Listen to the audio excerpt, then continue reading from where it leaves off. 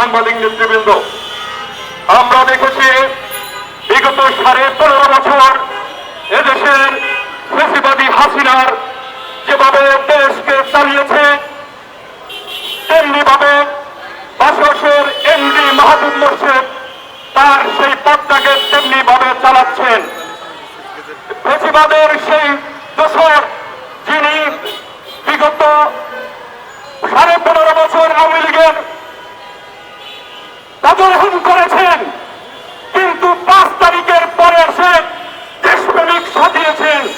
আমরা জানি সে তার 5 তারিখের পূর্বের কোন ফেসবুক পোস্ট নাই, এবং সে আরো করছে কি, এখানে যখন তার বিরুদ্ধে আন্দোলন হচ্ছে, বিএনপির কাছে গিয়ে বলেছেন জামাতের লোকদেরকে চাকরি দেয় না বলে তার বিরুদ্ধে লেগেছে।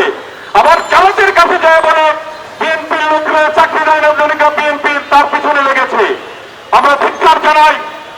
তিনি এই জন্য কাজ করছেন কারণ তিনি সাংবাদিকতা করেন নাই, সাংবাদিকতার উচিত জানেন না, আর না জানার কারণে তাকে যেবার জানাই এই পদে বসিয়েছেন তাদের কেউ আবার ফিরে যায়।